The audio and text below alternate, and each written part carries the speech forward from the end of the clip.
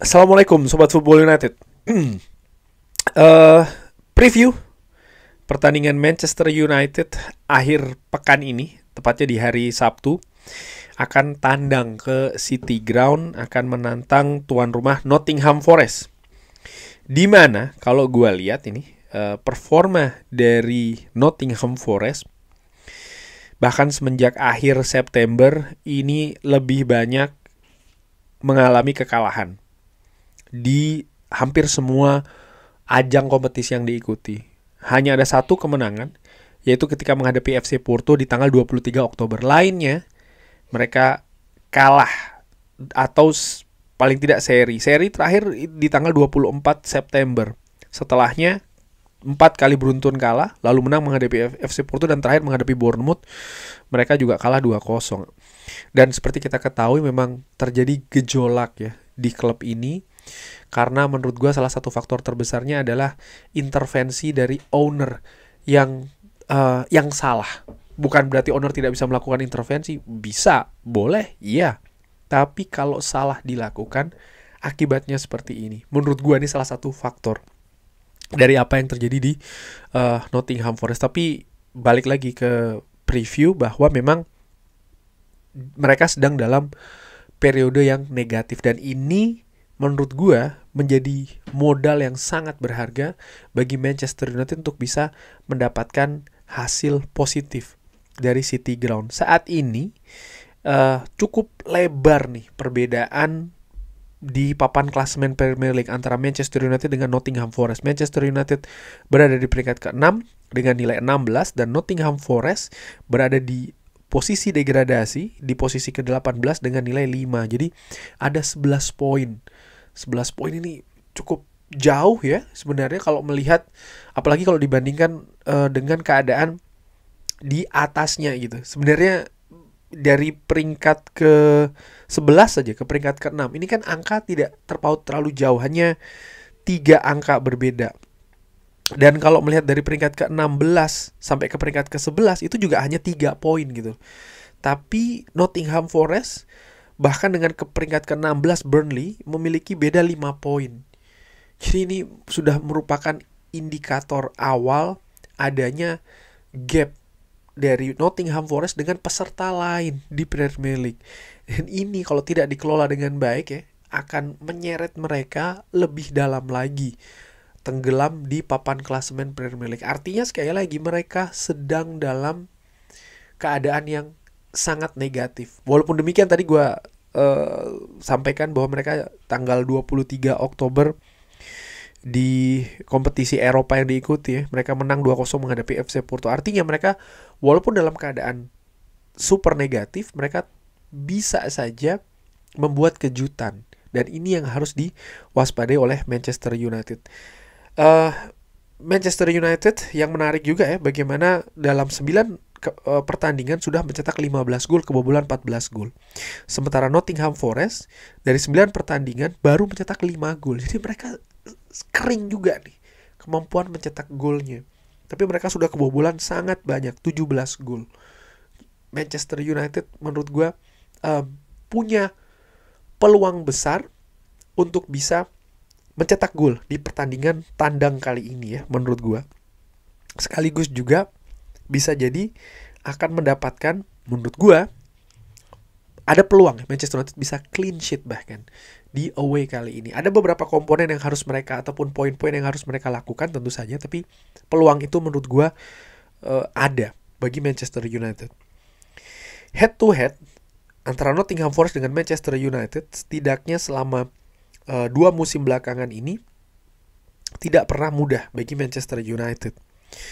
Di tahun 2024 Manchester United sempat menang menghadapi Nottingham Forest di City Ground. Tapi 2 pertemuan lainnya mereka kalah. Bahkan musim lalu mereka kalah 1-0. Elanga mencetak gol di pertandingan tersebut.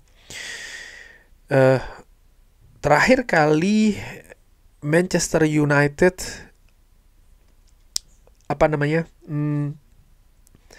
back to back ya, menang di 2 pertandingan tandang. Menurut gue sih menunjukkan kalau itu bisa dilakukan lagi ya. Menunjukkan bahwa Manchester United siap nih. Lebih siap di Premier League.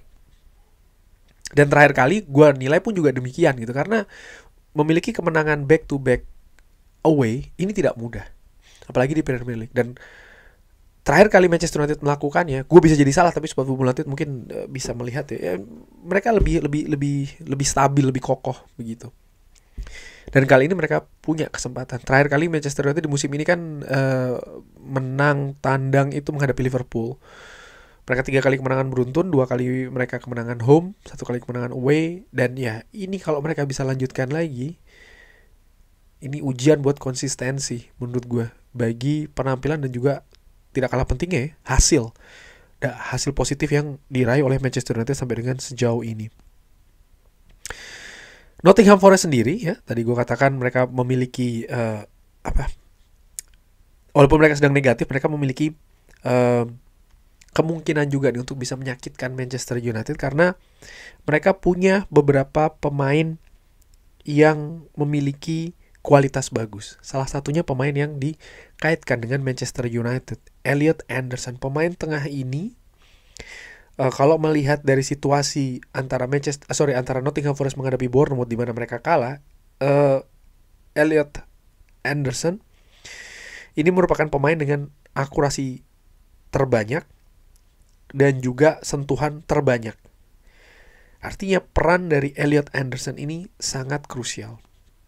Dan menariknya, Elliot Anderson ketika menghadapi Manchester United, di mana dia dikaitkan dengan Manchester United, ini bisa jadi semacam kayak dalam tanda kutip audisi bagi sang pemain itu sendiri. Ketika dia bisa tampil baik dan memukau, dia akan memikat fans, bisa jadi juga manajemen. Dan jangan lupa Ruben Amorim yang hadir di pinggir lapangan, melatih, sekaligus juga menurut gue akan menilai ya penampilan dari Elliot Anderson secara langsung. Jadi pemain ini menurut gue sangat menarik untuk disaksikan. Dia punya motivasi, dia pemain andalan, dan gue yakin juga memiliki motivasi besar untuk membuktikan bahwa dia layak nih untuk memang dikaitkan dengan klub-klub besar lainnya termasuk Manchester United. Selain Elliot Anderson, menurut gue ada Hudson-Odoi yang harus diwaspadai. Gibson White juga demikian. Dan sebenarnya mereka memiliki lini belakang yang lumayan. Ini ada Murillo, ada Milenkovic. Tapi balik lagi sih, gue melihat memang secara kolektif tim ini sedang tidak bagus, sedang sangat rapuh. Dalam waktu singkat mereka sudah melakukan pergantian manajer juga kan ya. Dan ini dari Ange Postecoglou, kali ini ke Sendais. Dan itu pun juga tidak langsung memberikan kesulitan secara instan. Artinya memang kerusakan dalam tanda kutip ini cukup dalam menurut gue. Dan Manchester United sekali lagi punya kesempatan untuk memanfaatkan situasi ini. Manchester United harus mewaspadai menurut gue ya transisi.